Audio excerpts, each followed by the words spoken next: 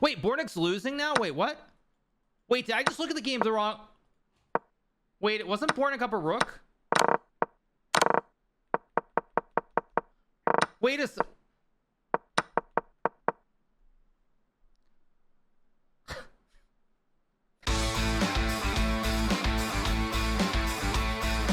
So we have one more before the break.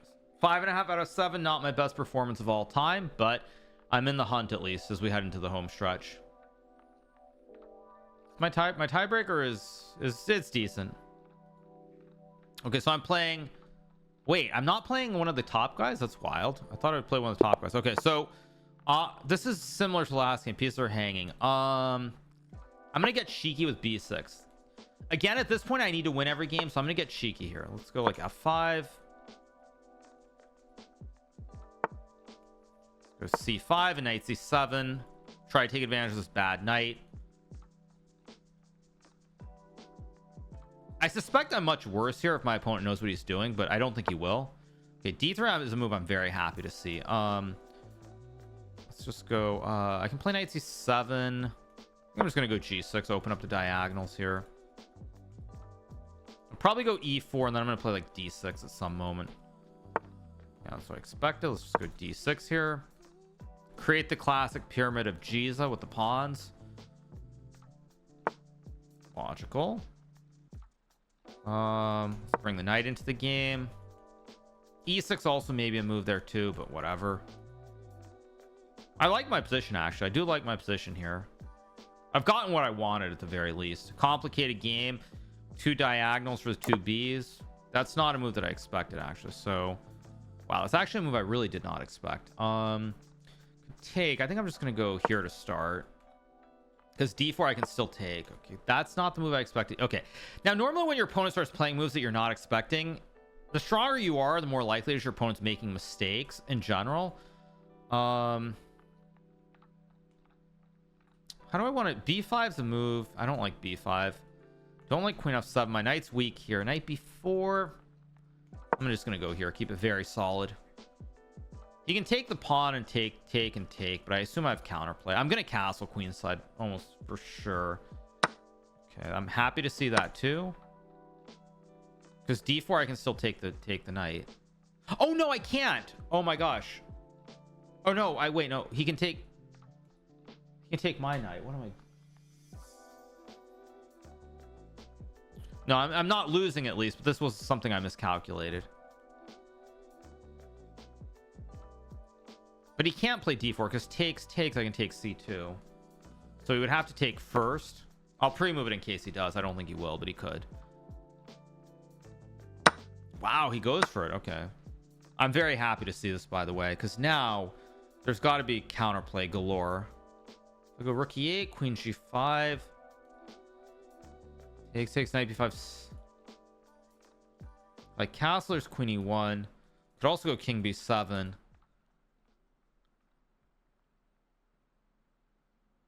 Come on. Think about this. Don't want a castle. If I go knight e6, d4, e7, d5, knight e6, d4. No, that's no good. Rook e8 or castles or king b7. b7, queen e2, and queen f3 though. Rook e8, queen g5. I'm gonna go rook e8 here.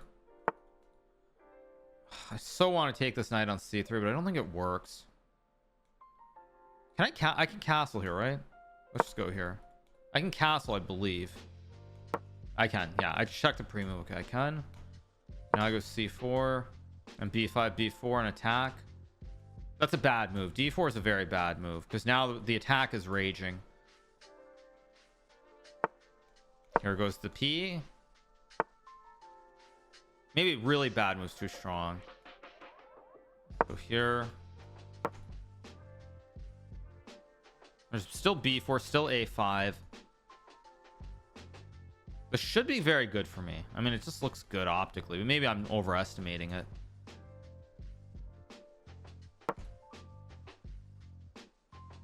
b4 huge threat. Oh, maybe I could have just played b4.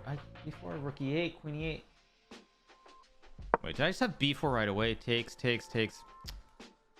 Yeah, I did. I actually could have just gone b4 right away. What am I doing again? That's not the move I expected. Bishop c3 takes. 95 bishop d4 b4 c4 king a8 b4 92 b4 92 c3 knight b3. No, I don't like that. Takes. I'm gonna go for this. Play like b4 and just attack. There's also king a8 here as well. This queen looks offside. Maybe there's queen g7 or something, but it looks risky.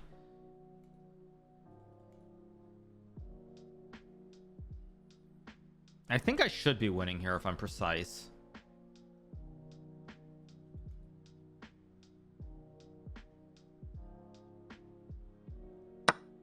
Whoa, I did not expect that. Let's take. He has queen g7, which I assume he's going to try to play at some point. And also just ignore it though, and I think I'm going to ignore it here, specifically because of the low time situation. There's like king a8 queen a4. Okay, I mean now it's like, wait, what? Oh, there's king c1. Unbelievable. Wait, takes rook c. Let's go. Oh, no, rook g8. There's queen f6.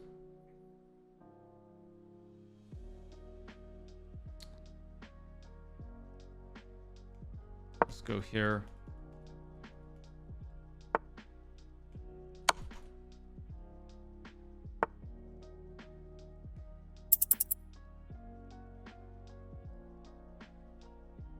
Here maybe? I have rook a6 is my idea at least.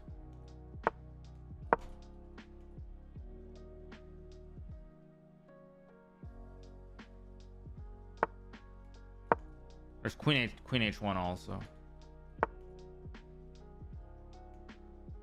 Isn't this mate? I just sack? Yeah, I just sack, right? Yeah, it's mate. There we go. Good win. Good win. Important win too. I mean, I was definitely better and then I lost the thread. I mean, I might have been worse in the opening. Was I much worse? My instinct was that I was much worse. Am I actually much worse here? I'm much worse here if he goes d4, but already? No, it's not better from here. So my instincts are generally relatively good. Although I think I said it somewhere around here, which it's actually already better for black. D4 is good for white. Wow. Yes. I'm better. A5 or something, just attack. Yeah. I should have castles here. Okay. Or king b7, actually. King b7 also I considered, but castles is best. Okay. Yeah, d4 is a big mistake. And now I should have played b4 just wins here, of course, and I didn't play it. Saw it as soon as I moved, and now it gets messy. b4 is still good, but this is a mistake. White's actually better here. Wow. Wait, what was the win? This was good enough. Knight c2 is mate. Yeah, it's a win still. Andrew Tang with the biggest throw ever. I didn't see his game. Let's see Andrew's game. So Andrew lost. Okay, so we're on our second break. I'm gonna go use the restroom quickly because we have a 6-minute break, and I'll be right back in 1 second. Give me a second, you guys. Okay, we're back. Hikaru, you probably talked about this already, but how was Dan's service? I did. I mean, it was very somber. It was sad. I mean, there isn't much that needs to be said. I mean, very, very sad.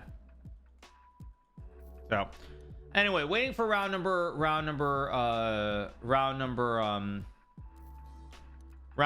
9 to begin. So hope you guys see the Andrew game. I mean, the game's gonna be starting in a second, so I don't want to. Zoran Mam Danny will save the market. Yes, thank you guys. Thank you. That's incredibly deep to hear. Thank you.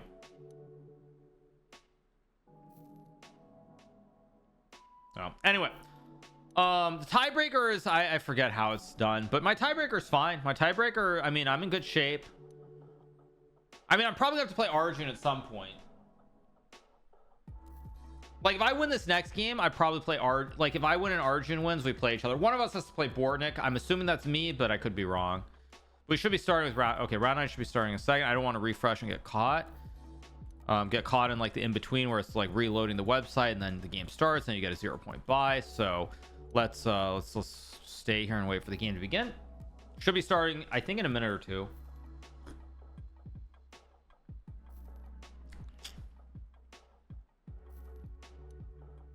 Not a great event for me so far, but I still have a decent score. And luckily with so few players, you get a lot of strong pairings early, so the leading score is only a half point more than me. Which is kind of shocking because there's definitely a world where the winner of this event could have 9 points. The winning score could be 9 out of 11, which is very, very low, you would think, but it's definitely possible.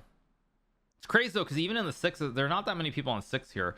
There are only 4 people on 6 out of 8 already, so it's maybe it's just because the number of players in the event, it's not possible to have that many, but it's kind of nuts. So anyway, all right, so we are waiting for round number 9 to begin. For everybody who's wondering, today's schedule, okay, we start right as I turn on the monitor. 1 second, turn this off. Okay, here we go. Round number 9. Okay, there's a bad bishop, so we have queen and rook on the edge. I feel like wait, is this the position I had against Hans Niemann? Wait, this might be the exact position I had against Hans in a freestyle Friday a couple weeks back, where I got demolished from the blacks because I hated the starting position. I think that might be this position. Maybe not. Maybe I'm crazy. No, I'm probably crazy.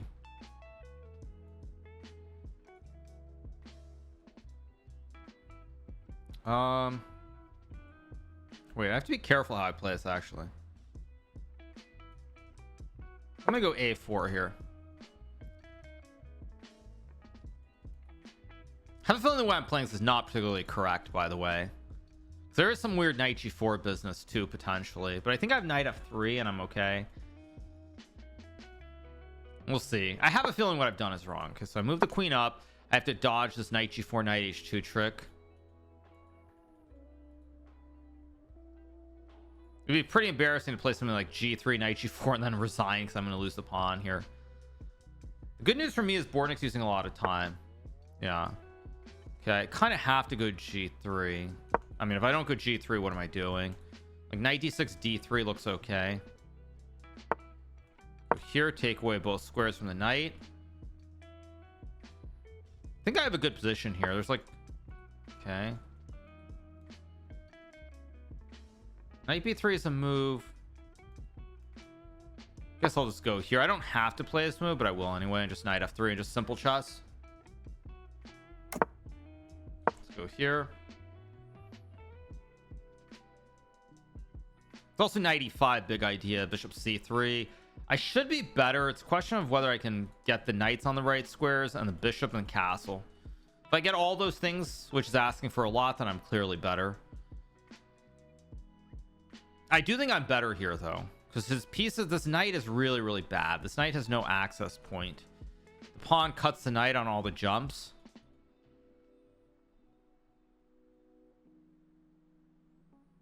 Okay, he's thinking for a long time here. Let's see what he does.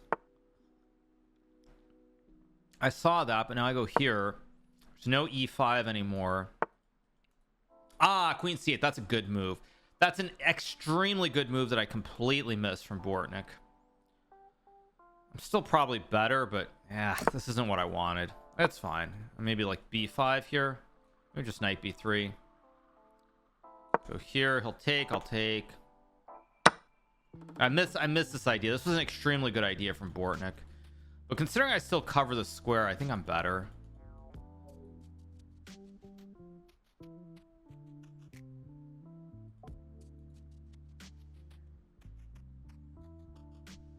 I think I should have played queen b2 actually, but yeah, I should have played queen b2.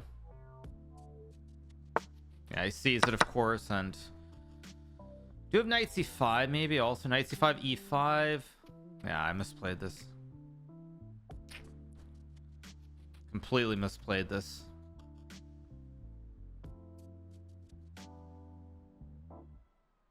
I don't want to play e4. Yeah, I've misplayed this terribly. Go queen a1 e5 rook c1 knight d2 e5 c4. I don't like that. c4 is no good. b5 is no good. Come with a move. Also, why did I trade? I could have played knight c5 here. So stupid by me. I'm gonna go here and play c4 c5. It's risky. Kind of. Yeah, I don't like it. Let's just go e4. I don't like it at all. I saw that. I mean, I saw this too. I'm just gonna take here. It's about equal here. It's about equal. I'm not better, but I also should not be worse if I'm precise.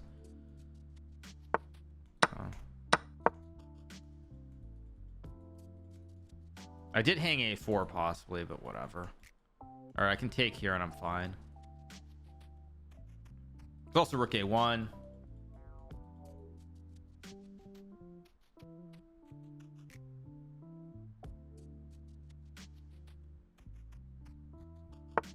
It was f4. Okay, it's definitely an option. I guess I'll go here. Put the pawn on e5. Why not?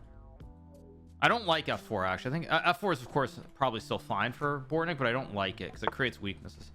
I have knight e4, king h1, b5. What do I want to do? Knight e4 is a very thematic. Knight f3 is a move. Rook f3. No, f3 is bad. King h1's a move. Let's go knight e4.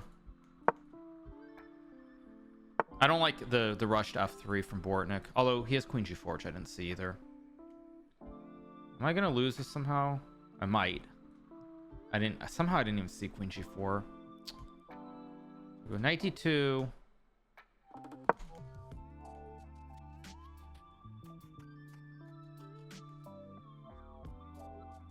Rook e3 or something. Like it's still I'm still in the game. He doesn't go. Actually, queen h3. I've got knight f3. My brain's not working today. My brain actually isn't working. I just go like, yeah, go here. So queen h3. I think queen h3 is actually winning there, by the way. He missed it.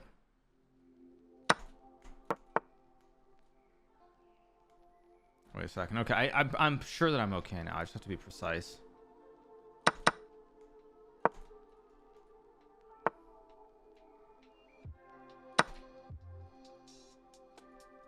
I think Bortnick missed a win there. Let's just go check and take the knight. I think Bortnick missed a win. Was queen h3 winning there? I think it was. Was queen h3 winning? I think queen h3 is winning here. It is winning. I'm so bad at chess. I'm so bad at chess. As soon as he played it, I realized that queen h3 was winning. I'm so bad at chess. But as the old saying goes, it's better to be lucky than good. Because queen h3 takes rook h5, it can't guard against a checkmate. And if I take with the pony, there's free rook. And black's threatening the lolly mate. And if I go here, you sack the queen, there's rook h5 mate. I'm so bad. But whatever, a win's a win. It's better to be lucky than good, as the old saying goes. Arjun wins as well. So I'm going to play Arjun in round 10.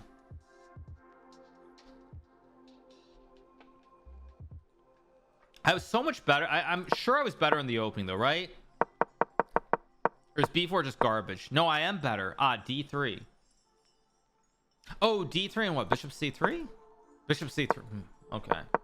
Strange. I think I was better somewhere in here though, right? I was better. Queen b2. Yes, the exact move that I mentioned. Queen b2. Not knight b3, and I'm better here. It's not like winning or anything, but white is better. Yeah. Move 7. Oh. Knight e4 on takes. And there's some kind of funny business. Wow. That's impressive. Doesn't matter if you play bad as long as it's better than your opponent. Also true. Also very true. Very, very true. So I'm going to play Arjun in round 10 for all the rubles. There's only Bortnick on 7, so it's a really, really thin field today. Really, really thin. 2 guys on 7.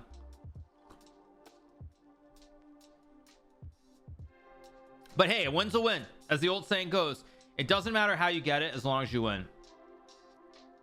Yeah, okay. Here we go. Round 10. I have black against Arjun. This looks pretty normal so far. Doesn't look like a really unusual standard. Very boring, I will say that. This looks very boring, in fact. I got 4. Yeah, I mean, this is just a typical boring starter opening. Could have played d5, but at this point I'm okay being solid, because like even a draw here is fine if I win the last game, right? Because I've got a good tiebreaker. Okay, e4, an aggressive move from Arjun. So I can obviously take takes. I don't really like it, but I think I'll do it anyway. Go here in e5, I guess. I mean, I really don't like playing like this. It's just so incredibly boring. But what to do? I mean, d4, bishop g7 is just a boring position. What to do?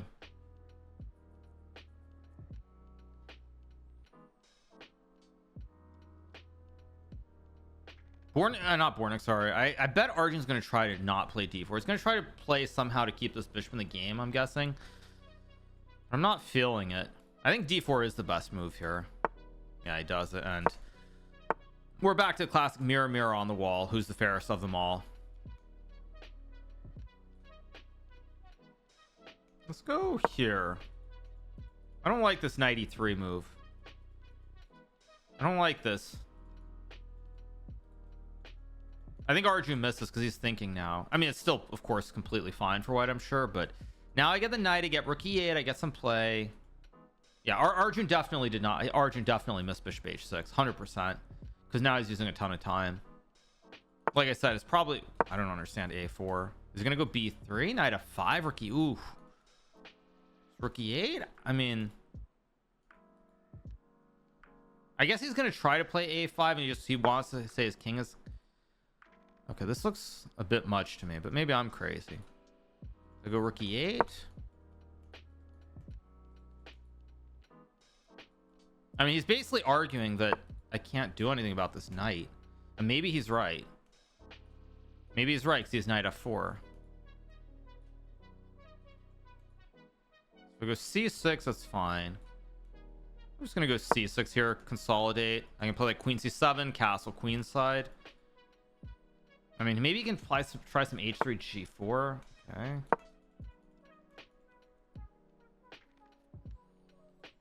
Not really buying what Arjun's selling here. This doesn't look right to me. I mean, maybe there's some h3 g4 funky business or something really weird. This rook e1. I can't go here because of knight d5. I play knight f5 or knight c4. It's probably all just equal, to be honest. There's also knight e6 maybe. Problem is my bishop's also bad. Maybe... How do I... I've already moved my rook, so I can't do anything about my rook. Queen c7, knight e5, I don't like. Knight e6, c3.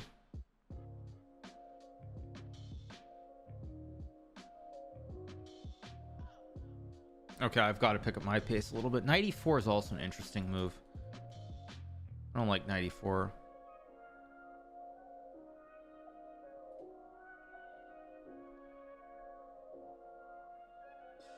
Huh. Somehow I feel like I made a mistake here.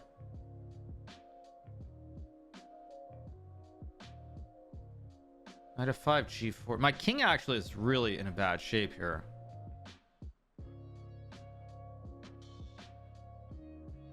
Let's go here.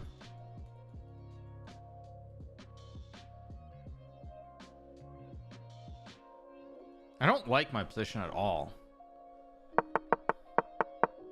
I think maybe I should just played a5 here. I don't know, maybe. So I need to move my queen and castle if I can, but it's not easy because there's always a stupid... knight d5 at bishop d5. Wait. Oh, I could have played queen c7 because I... bishop d5, no? Okay, it goes g4. He's trying to play h3. Yeah, he's trying to go h3 and like go for something crazy. This might be very bad for me. Don't have time for that. Oh, this is actually very problematic. Takes h3. Bishop h2. I'm gonna go here. I've misplayed this.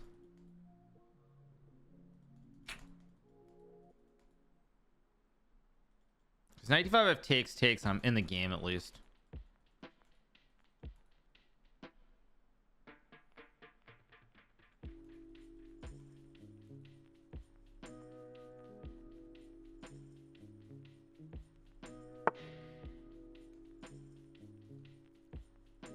If I wait, bishop h4, knight c4. I have knight c4 here. I don't know why I did that. Maybe, or g5. Okay, I go here, only move. No, I'm in trouble this game. I'm definitely in trouble now. Rook a3. Wait, maybe not. I've got this. You missed knight b5 and knight d7 maybe.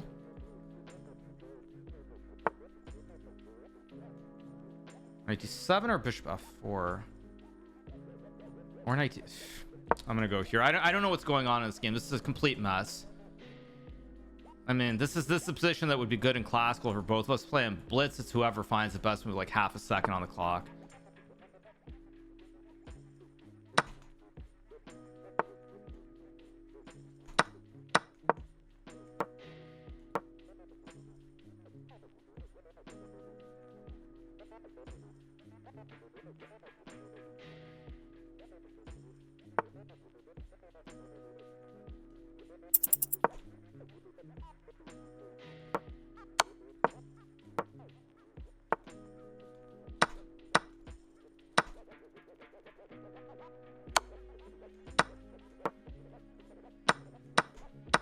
Yeah, and I should win now. Oh. That's a game. I mean, that's a game of like just I mean, I don't know what was I don't know. That would have been a lot of fun to play this position somewhere around a4 in like a slow classical game. This would have been fun to play. a5 is the best move. I was actually Arjun understood this better than me. a4 a5 was good. And I was actually just getting smokerooed. G4, and how did I trick him? Rook a3 was a blunder. Bishop h4. Yeah, I mean, it's a game with no time. It's just a complete mess. It's whoever blunders. Someone's gonna blunder and you just hope it's not you. Oh, knight d7 was fine. I didn't play knight d7 because I thought there was bishop g3.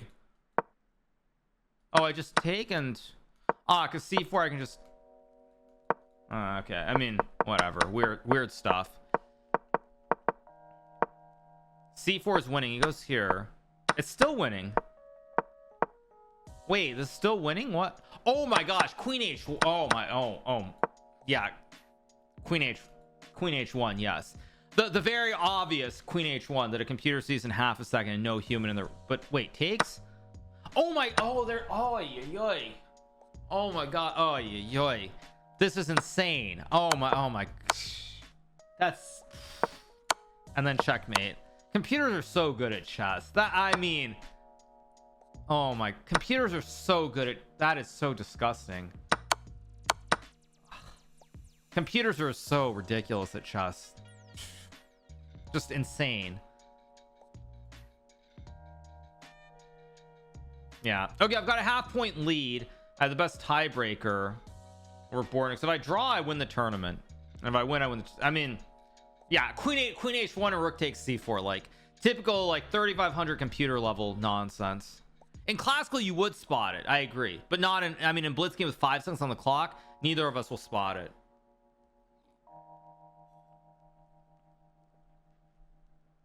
Yeah, I mean, just disgusting stuff. I'll probably play Artan. I mean, if you have an eval bar and you know you're +5, then yeah, of course you know you're winning. Hours, the small hours. Yeah, queen h1 is just disgusting. I mean, disgusting.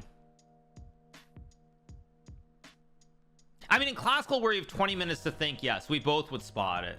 It's not orange juice. This is vitamin C. I am not done with the games for the candidates. I have to play 5 more games. I have to play 5 more games. And I will play them this month. I'll tell you that much. And by this month, I mean November, of course, because it is October 31st.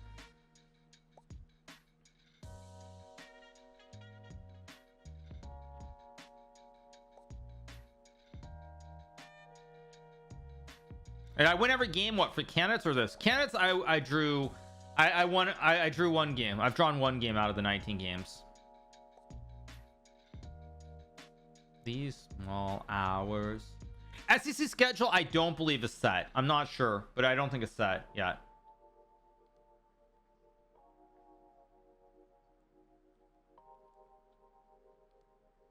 If Bornik wins and you draw, I might win by tie breaks. Okay, well, whatever. I'll worry about that when it happens. Okay. Can we get Artan? Okay, F4 is always the best move when there's a pawn hanging. Because here your opponent has to do something and decide. Like b6 or knight b6, both are playable. But without a dark sword diagonal, I think after knight b6 I can go b3. Okay, it does play f5, which I think is actually the best move. Huh. I wonder if I should have played c3 first. I'm gonna go b3 here. I mean, he has to guard the pawn.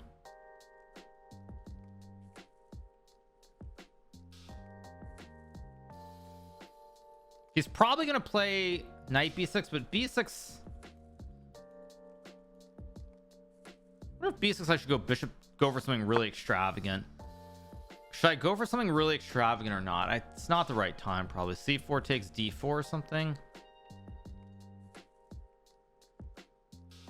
c4, c5, knight c2, maybe knight c2, d4, d4, d6. Yeah, I think this is right. It looks right. c4, c5, d4. Very quick castling possibilities, but probably neither of us are castling. Bishop d4 is a very interesting idea as well, but I didn't feel like playing it. The fact that he's thinking kind of scares me a little bit. Okay, it goes d5. So yeah, he's going to try to create something imbalanced. I saw this as a move. Thought I could take and play like e3, bishop f3. Maybe that's actually just nothing. I'm going to get a little bit tricky here. I don't know if this is right, but I'm going to try to put the bishop here, play e3, bishop f3, and just go for something. Let's go back. Bishop e5. There's just bishop c7. I don't want to do that.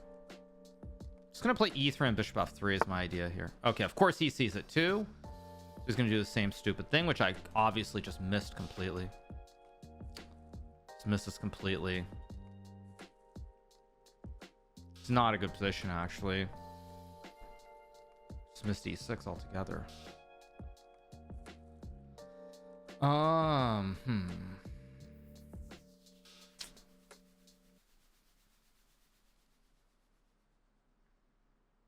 How do I do this?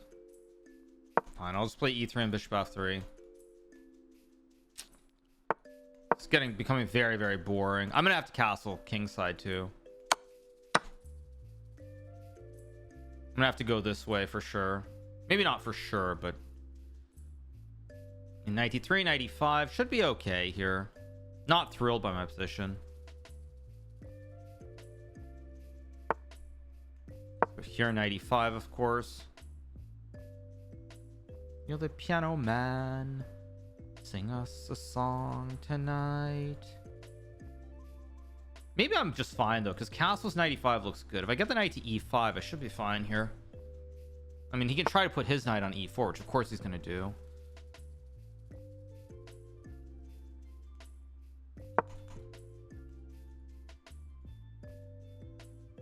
Not in love with my position here, I'm not gonna lie. I have knight c2 and d4. I also have knight c6 tricks. Full free. It goes for castles. I don't know if I like that actually. So if I take also knight c2, I need to think. Knight c6 takes. Don't like that. b4 is an interesting option too. I don't like it though. Just go here, be rock solid. This knight is a problem actually.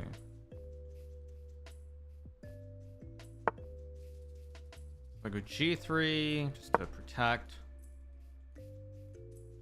and g4 takes is fine. There's no knight c6 now either. I don't like my position in this game at all. Knight c6 takes rook d2, d4 takes. I'm gonna go for it.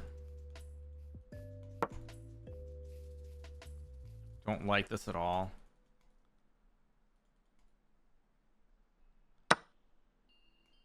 I also should have traded and then played d4 if I was gonna do this, but whatever.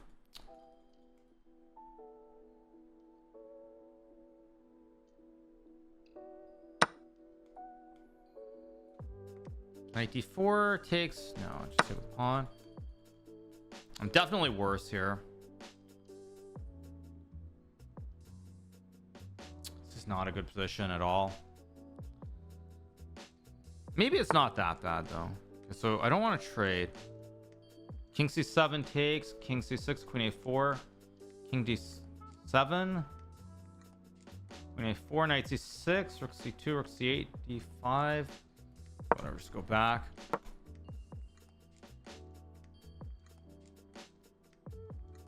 It's maybe not so bad. I think I'm kind of underestimating my position a little bit. Maybe. I don't have knight b4. Yeah, actually, why did I... Yeah, I played this horribly. And now I have to try and bring my knight around, and misplayed this too. I might lose this game, actually. I'm in trouble here.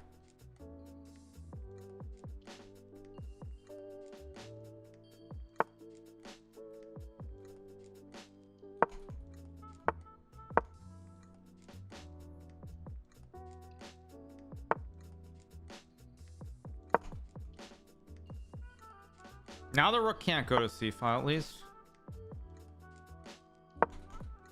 Okay, I think I'm back in business now. I'm back in business. He misplayed this. I'm gonna try to press him hard on the clock now if I can.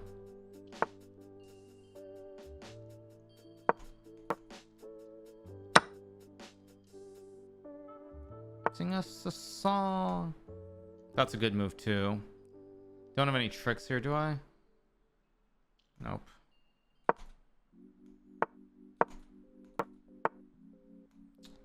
He saw it.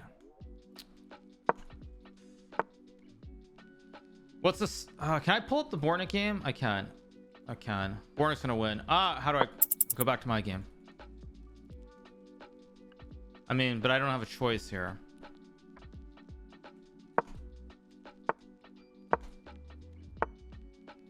I mean, okay, I'll try to do something. I'll try to win this.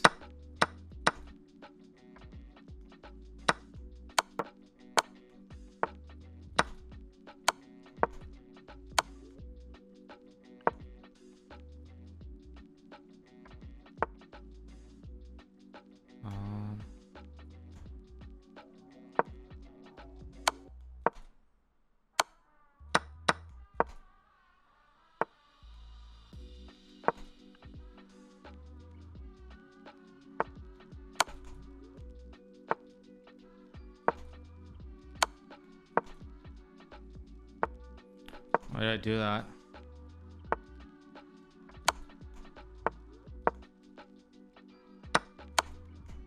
I think I'm winning though, right? I'm winning now. Yeah, I'm winning. Okay, we got the win. Oh man, that was messy. Bornik won, right? Yeah. Wait, Bornik's losing now? Wait, what? Wait, did I just look at the game the wrong... Wait, it wasn't Bornik up a rook? Wait a sec...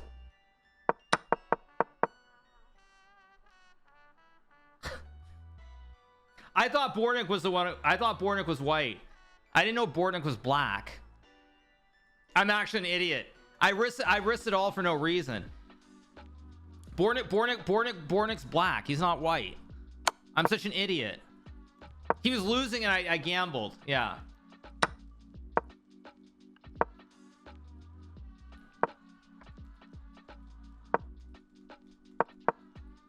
Yeah. Yeah. Whatever. We got the win. Get the win. Oh man. Whatever. It's a win. Yeah. It's a win. Yeah. Yeah. All right. Jeez. Okay. We got the win. Mitraba gets second place with 8.5. Yeah. Yeah. Hikaru, will you do prep for Wessler or just show up? Probably a little bit of prep, but not a lot. Yeah. I didn't know idiots could be world number 2.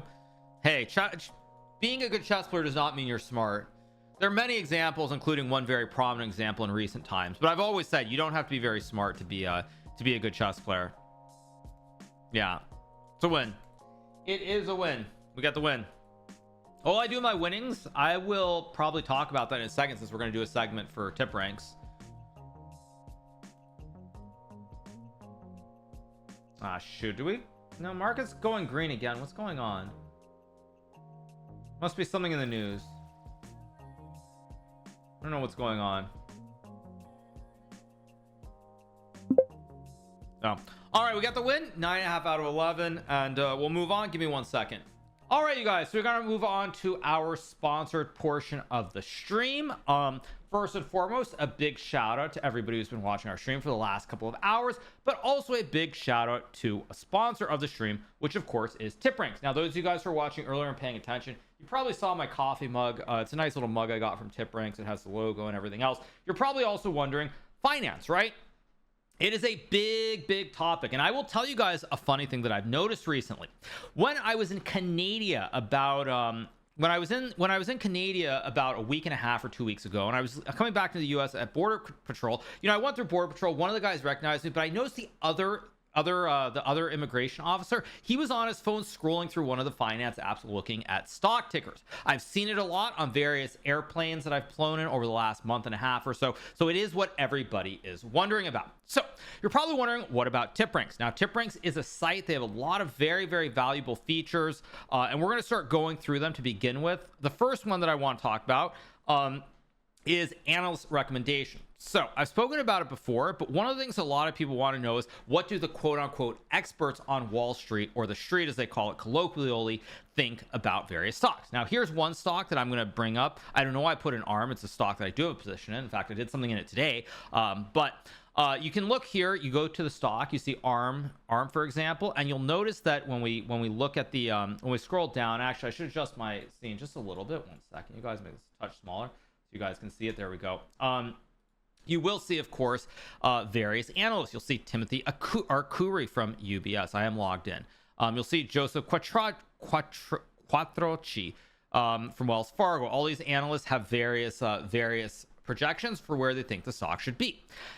One of the great things about TipRanks is they take the aggregate of these recommendations, they put them all together, and you see what the average analyst thoughts are. So, for example, the average from analysts is 174.40. This is a 2.58% upside. So if you are thinking about the quote unquote experts and what they think, you get the aggregate of what they all think, what the average 12-month forecast is. And that's something that I think is very hard to find. Now, some people might not believe in any of this at all. Actually, here's an interesting one. I just noticed this. You have Arya Wafel, which is OpenAI 4. So this is actually not a real, this is actually AI. This is one of the LLMs, and it's giving a price target of 171.95. So if you were to believe in OpenAI and what their OpenAI analyst thinks, they actually think there's big upside here. They actually think it could go up to 195, which is interesting. Actually kind of interesting to see how AI and LLM think about these things. Another great tool that you're probably wondering about is, what is everybody on the inside doing? So let's go to the stock, another stock that I actually am a big fan of, that has a ticker of Amazon. So let's go to Amazon. Now, of course, Amazon, you'll see, has higher upside, 282. Amazon is up a lot today on earnings. I think they're up about 10%, maybe a little bit more, 10.75%, trading at 246.82 currently. But you might be wondering, you know, what are the insiders, people like Jeffrey Bezos, doing? So if I go to the, actually, you guys can't see the whole thing. I'm doing a terrible job on this portion of the stream. Let me pull this over. So if I go to the far left here, I can scroll through this. I can click on, 1 second. I click on, I think it's ownership, if I'm not mistaken. It's not ownership. 1 second. It's been a hot minute since I've done this. I did show this before, but I'll show it once again. Where is it? It's somewhere in here. 1 second. Is it financials, or is it somewhere in here? 1 second, you guys. More. Maybe it's in here. Oh, here we go. Insider trading. So you go to insider trading, which is here on the left, and you'll see what the insiders are doing. So for example, if we look at Amazon, you'll see that the executive chairman, Jeffrey Bezos, he of course sold a very cool $95 million. So he made the sell. But you'll notice also one of the important things here is, when you look at the transactions, you'll see it says uninformative sell. This of course means that the people decided to do it just because. Now, one funny thing is, there's another sector which has been very hot lately. So let's go to quantum, because this is another topic where this will actually play a role. If we go to the insider trading, you will see here again, what are the insiders doing in here. Now, one thing you'll notice as we get towards the bottom, most of these are again just auto sells, is that you have these informative sells, meaning this was done by someone and this was not a pre-planned sell. So you'll see like David Arribas, the chief technical officer, sold $658,000. Jeffrey Bertelstein sold $58,000. You can also find stuff like hedge funds to see what the hedge funds are doing. Let me put up better stock because it's not a stock that hedge funds are going to be in. So if you go to like Amazon and you put hedge funds, you will see all these various people that have holdings, and you'll see that. So more capital management, they added quite a bit, so their value is now 108 million. Value Act, which I have heard of, actually, they also took a stake. They added more to their position, so you get all this information that's aggregated in one place very, very easily, which is not really accessible as far as I can tell if you go to some of the other like Yahoo Finance, Google Finance, or other sites. So there's a lot of valuable information. All right. Now we could also, since we're on Amazon, click on earnings, and you'll notice, if you're trying to find information about companies, one of the important things about companies is their earnings reports. Basically, every 3 months, every quarter, they have to report how they're doing to Wall Street, and you get an insight into what the company is doing. So as we look at this bit here, you'll notice we have the earnings call summary from Q3. Now, this is obviously very, very positive because the stock is up 11%. The revenue growth reported 180.2. This was up 12% year over year. Obviously, everyone went bananas about this. AWS growth, innovation, grocery delivery. So you see all this information once again that you would not easily be able to find. So this is actually a really, really useful thing in case anyone's wondering why Amazon is up so much and how Jeff Bezos is able to pay for his, 200 million wedding in Italy. All right. So a lot of good information that you can find. Another thing that we spoke about recently, which I think is kind of interactive to talk about with chat, is of course the portfolio that I put together on stream on September 16th of the great year 2025 after a Title Tuesday event. Now this is a sample portfolio. This is not my exact portfolio, of course, but I do want to take a look at this as well. And there are various stock holdings here. Now, if I go to the public portfolio, I'll go to public portfolio, which is what people can see. You'll notice, of course, the return is pretty good here. 10.22% in about 6 weeks. This is outperforming the S&P, as you guys can see over here. The S&P 500 is up 3.18%. This is actually as of yesterday, so it hasn't updated, but 10.22 versus basically what, like 4% ish. I'm guessing if the S&P is up, although I think the S&P is red today, if I'm not mistaken. And you'll see all the holdings that we did. So if we take a look at the holdings, it's of course a very, very, very good performance. Year-to-date return 12.72%. That's the average per transaction. And you'll see the holdings. One stock that I added to this and then I removed it. Unfortunately, I couldn't do it on stream. Was United States Rare Earth Mineral. They were a stock that I looked at. I also mentioned MP Materials. Both those stocks are in the rare earth sector, which of course has been spoken about a lot because of a certain president by the name of Donald J. Trump and their trade wars with China. So that was one that I added. Unfortunately, I didn't stream much in the last couple of weeks, so I actually ended up getting rid of that, similar to what I did in my real portfolio. So you'll see this was one of the ones that I added, and then I removed it from the portfolio for a return of 39%. But all the rest of them I've held since we initially bought them. Intel we did on stream a little bit later, but all the other ones have had a very good return here. Of course, Amazon is not down 4.78%. because they did beat it. But if we go to the portfolio here, just to show you the guys the whole profile of the current holding positions, you'll see Amazon holding gain 4.8. Oops, I didn't mean to close that. 4.86%. You'll notice Apple Oven 5.04%. Berkshire actually is the one stock that's down 2.6. Google's is up 12%. Hood, which is Robinhood, up 25%. Didn't mean to click that.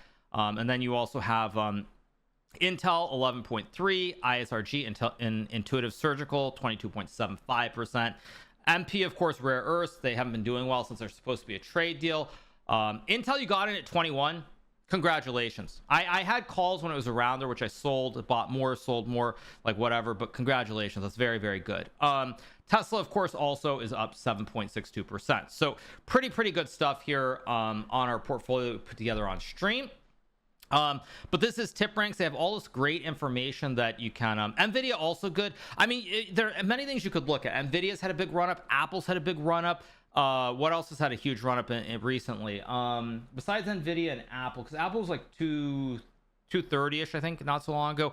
Of course, Amazon's had a big run up. Everything's run up a lot. Now, people probably wonder, it's like, why do I mention these stocks? Now, somewhere in here, there's a way for me to put notes on why I recommend the stock. I don't see it right off. There's some way to do it. I actually don't know how to do that right off. but just Micron also, well, I mean, it's, for example, if we pull up, I mean, memory is just so insanely priced. So if we go to WDC, is another stock that I'll talk about. This is a stock that I traded many years ago in 2019. In 2019, I was where was I? I was in Zagreb, Croatia for the Grand Chess Tour, and I loved Western Digital because at the time I think it was priced around $50-ish, and they had I think they had a decent dividend at the time, if I'm not mistaken. But as you can see, they've gone up a lot, but more specifically up a lot in the last like 6 months. Micron also up a lot. I mean, everything's been going up like crazy. AMD also, another one, went from what, like 140 to like now like 200 or something in the last 3 months. So yeah, but all the information is really the main thing. It's, I think I'll double check. I think it's like $20 a month for this, so it's pretty cheap to do. People oftentimes ask me, you know, if you can't be able to do, you know, individual stocks, you don't have a lot of money. I will of course go back and I will point out one of the things that I do. Where is it? Let me pull this. Is one of the things, this again is a mock portfolio. This is not my real portfolio. I will point out, however, this is based off of this is also based off of actual positions that I hold. But if you don't actually have a ton of money to invest, and you can't really do research, I always mention to people that if you don't have the time and you don't feel like you have enough money, you should always be thinking about the long term. Very specifically, like, you know, think about 5, 10, 15, 20 years down the road. Now, I know that's not sexy because everybody's looking at your neighbor or going on TikTok. You're like, man, my neighbor bought Tesla calls, and they suddenly have their Lambo out in the driveway. I need a Lambo tomorrow. Where's my Lambo? And then you go and you lose it all in something stupid, and you feel like an idiot. So if you don't have a ton of money to invest, one of the things that I always do mention, this is something I consistently follow myself, is of course index funds. And that means instead of buying one stock, let's just say, for example, what's the worst performing stock in the S&P? What is the worst performing stock in the S&P? I don't think I have an easy way to find that here, but there might be a way. Let me just go Google it, check. There might be a way to actually check this here, but let's see. Worst performing stock, S&P 500, 2025. There might be a way to actually check this, but I'm not sure. Okay, so it's a stock I know. It's a stock that my trainer and second, Chris Littlejohn, actually has a holding in from 2020. It is a stock by the name of Decker. Now it's Decker. Holy, it's $81. Man, it got murdered on earnings. Anyway, okay. So for example, if you were a big fan, you live in the woods or the outdoors, like Colorado, and you're like, oh man, I like my shoes. I think it's Hoka's one of the brands they own. You're like, I love my shoes. I got to own this company. So you buy Decker at, let's just say, $100 average. I'll take a look at the let's go to overview. Okay, so you know what, let's just say we're not particularly geniuses, and you're like, okay, you know what, Decker is riding high. It's $200. We're at the start of 2025. We're feeling really, really good, right? So you buy Decker at $207, and now Decker is trading at $81, and you're down something like 60%, and you're like, oh man, I'm screwed. Like, what the heck happened? You know, the S&P 500 is up a lot, or the NASDAQ is up a lot. What is this? Why am I down 60%? And that's why one of the things, and you have to be very careful with individual stocks, is that you can, of course, just buy the whole basket of stocks that are in the S&P 500. So, for example, one of the ETFs that I have positioned in, it's not the only one, is IVV. And you can click on, there should be a way to see holdings. So we click on the holdings here, you'll see that this is a collection of all the 500 stocks that are in the S&P 500. So you do have Nvidia, you have all these stocks. Of course, you have Decker as well in this, but because Nvidia is worth $5 trillion, Apple's on fire, and all these stocks are up, you actually are going to be up overall. So that's why generally speaking, the site is TipRanks. They have all this great information. These are just the top 10 holdings.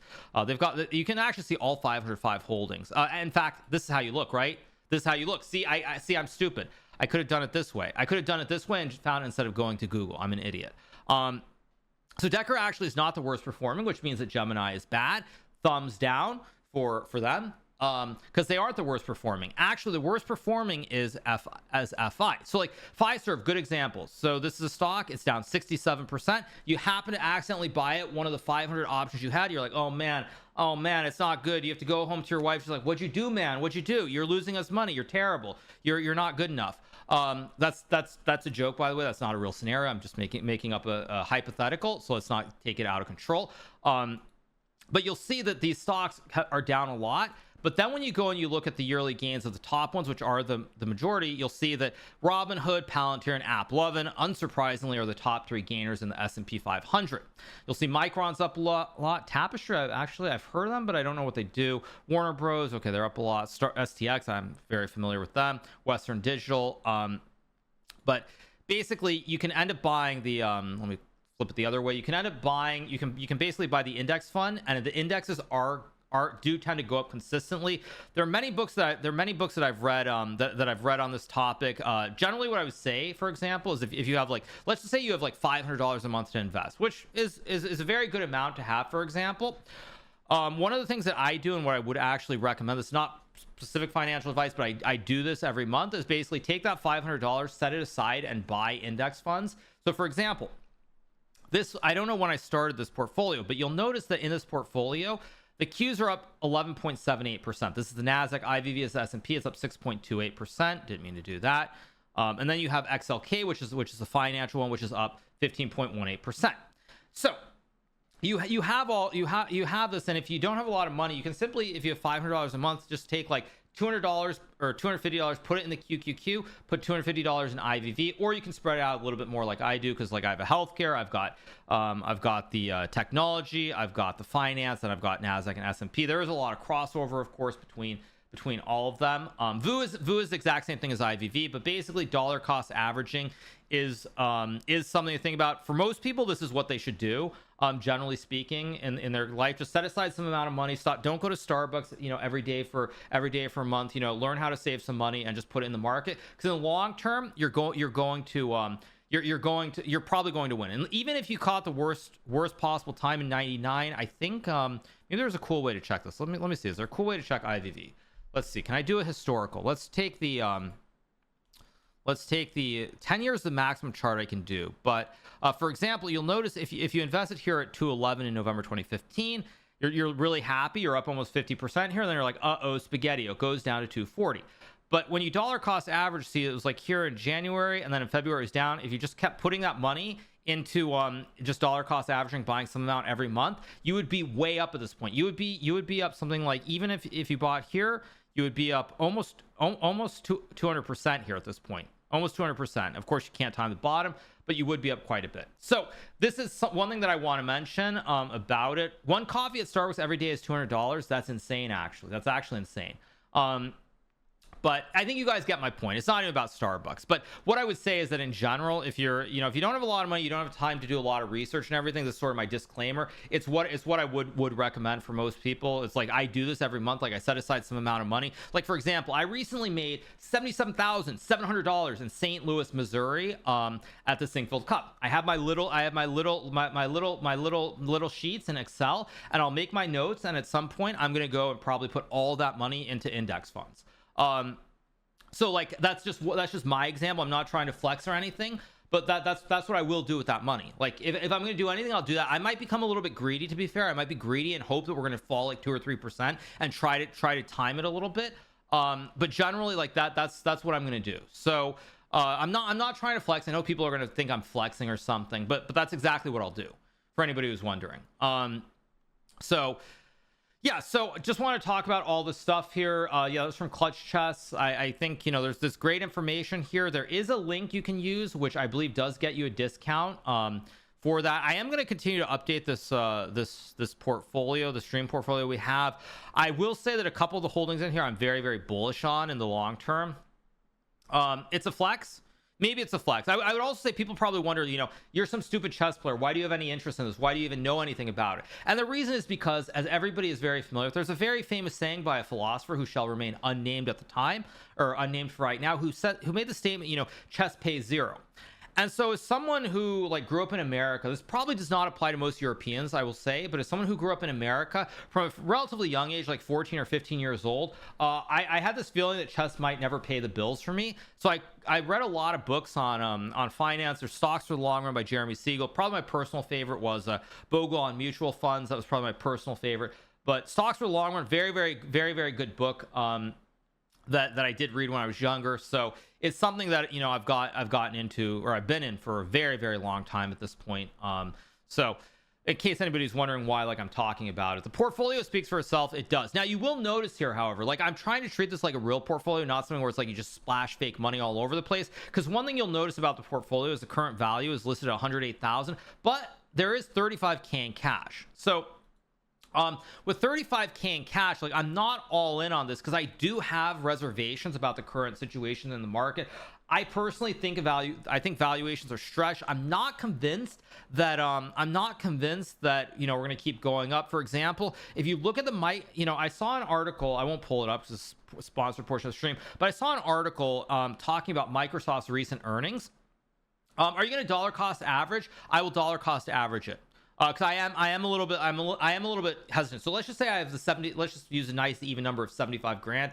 I will basically probably dollar cost average something like 10 grand a month over 5 or 6 months. I'm not just going to lump sum buy it because at the moment I'm not super bullish. I'm not super bullish about the market. Like I don't think tomorrow we're going to go up another 5%. So I figure, you know what? If I buy now and we go down 2%, yay, I buy more next month, and so forth and so forth and so forth. But I was going to answer a question. I forgot what the question was. Someone's going to ask me there's a question. What was I going to say? I actually lost my train of thought. Something about being very bullish. Oh yeah, I was saying I think valuations are stretched at the moment. So like I'm kind of skeptical with Microsoft in their recent earnings. There was a very specific line. Maybe I can even find it on TipRanks. Let's see. Do they have the critical line that was stated in the Microsoft earnings? Let's click on earnings. Let's see. They don't have it. I don't think. They don't have it. So let me find it. Give me 1 second. Let me find it. I'll open on my other monitor. 1 second. Where is it? I'm trying to find it. Just give me 1 second, you guys. And I'll read out the very specific line because it caught my attention. And it was worth noting. Where is it? Where is it? I gotta scroll up. It's not there. 1 second.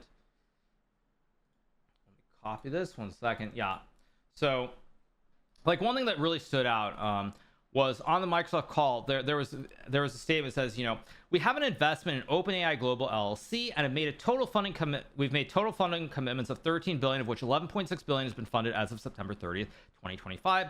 The investment is accounted for under the equity method of accounting, with our share of OpenAI's income or loss recognized in other income. Now, the important point about the statement, as it was mentioned in this article, is it says the second sentence is important. This isn't mark-to-market accounting. I won't get into what that is, even though I'm familiar with it, where it takes the presumed value of the investment based on what the market currently says it's worth. That value is a staggering 135 billion and marks it up or down from its initial investment, blah, blah, blah. But basically what they're saying is that Microsoft essentially has a net loss of 11.5 billion on OpenAI this quarter. So Microsoft has put a ton of money into OpenAI, but they basically have lost $11 billion. And so I'm not super, I mean, I'm bullish. I think we have a long way to go with AI, but I'm not over the moon, like thinking things are going to go up insanely. So because of that, that's why like I'm not like that's why if we look at the portfolio, I do have money in cash for that reason. Because I do think it's entirely possible we'll get a dip. I also think as someone who's been around and in the markets for a long time, I don't think we'll ever get a proper bear market ever again. I think everything in life and the world moves too fast. So what's going to happen is if we get a drawdown, it's going to be a very fast 10% or 20%, and you're going to have to scoop it up because it's not going to be drip, drip, drip like in the in the 90s or in 2008 or when I really start dollar cost averaging. I mean, you guys want to know my first buy? I mean, my first buy in XLK was, I think, in 2012. I think my first buy when it was like $47 or something. I'll find it. Let me find it. Give me 1 second. Yeah, my first buy in I believe my first buy in XL. Let me go to the other one. Let's go here. First buy was in, I'll find it. 1 second. How do you decide how long to space average cost? I mean, I just do it like once every month. Like it could be January 1st, February 1st, could be January 30th, you know, February 27th or whatever. But that's generally, yeah. So let me find it. XLK, let's see. Let's go all the way back. I just, yeah, that's what I do, but that's just me personally. 1 second. Okay, so I went all the way back. Yeah, so my first buy of XLF, which is the financials, was at $29.38. So that initial buy in XLK is up 923%, like 920%. Because as you can see here, XLK is currently priced at $300. My initial buy was at $29.38. So like that's like 923% for anybody who's wondering. So yeah, it's just something to mention. I mention it because of course we're talking about stocks, but I also, like, I would be remiss if I didn't talk about index funds, because objectively for most people that's the thing. Yeah, but that's the point. Like, I'm not gonna tell you guys shares or any of the specifics about it, but that was the initial buy. But what I would say about it is that's the thing. Someone's like, man, but 2012, that's like 13 years ago. It's 13 years, but hey, 900% is a lot to make. That's pretty good compared to SP. I think XLK has outperformed specifically because I believe XLK has all the big ones that it has. I believe Nvidia has been the biggest holding for a long time, and it has Broadcom, which has just gone through the roof too. Anybody who's followed Broadcom, like I remember Broadcom pre-split, pre-split, that would have been what, like 1200. I don't remember where Broadcom was trading, but Broadcom's gone insane. Nvidia's gone insane. Of course Oracle has, but it doesn't have some of the ones that haven't been. I mean, there are other stocks that have done well. Like, for example, it's weird, but Cisco has not done great. But you don't see like Amazon or Apple, Apple is here now. But like Nvidia and Broadcom, I believe, are two of the best performing in the last couple of years. Oracle also, like, Oracle's insane too. So because you have a couple of these that are very high in terms of the weighting percentage and the holdings, it's done very, very well. Buying Bitcoin, yes, thank you for Bitcoin. I've already spoken about Bitcoin before. But anyway, as I was saying, like, this is something that, like, for myself, for example, I do that. Like, I do trade as well, but like for anybody who doesn't have a lot of money, you got a couple $100s a month. If you buy indexes, just consistently save some money every month, put it away. In 20, 30 years, you're going to be very happy. Your wife's going to be very happy. You're going to be able to travel around the world, maybe buy a Lambo. You're going to be able to enjoy your life. And no, that's not financial advice because I can't predict the future, but most likely that's going to be the case. Most likely.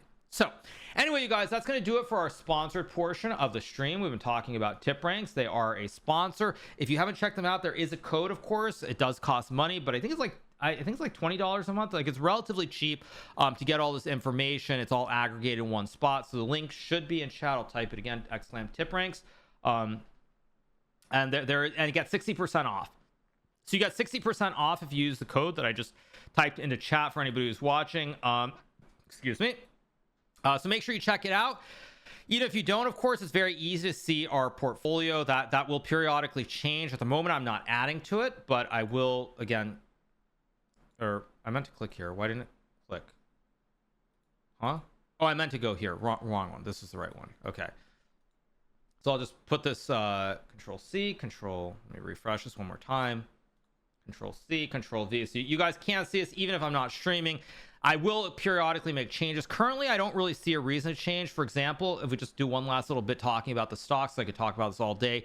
If we go to the portfolio, I don't really see a reason to change. One of the important things that I look at is, like, if you look at ISRG, this is a good stock. When I saw it on the sheet that was mentioned to me about possibilities, one thing that really caught my eye is when I think we got into it, or we mentioned on the stream, it was trading at what was it trading at? Is there a way to see more? I forget what it was trading at. Okay, there we go. 433. There we go. 433.77. So one thing that really caught my eye about it was trading at a big discount to the 52-week high. The 52-week high is $616, which you guys should see. I just highlighted. So it's 425.616. So it's trading right at the bottom. So basically, it was like a perfectly timed buy at the bottom. Where it was like, 433. I mean, that's ridiculous, actually. 425, and that's like insane. That's like $8 off the 52-week low.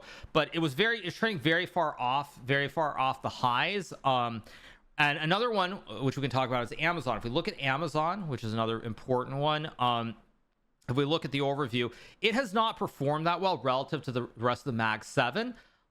So for example, it's another one that's trading, and like, why should it be trading at a huge discount? Like, it's a very, very solid company. They make a ton of money every quarter. They're still growing, and at least I believe they are. You saw the earnings was it 12%? I think they grew. So like, if it's not trading relative to the other Mag 7s at a bit of a discount, like, it made a lot of sense to me.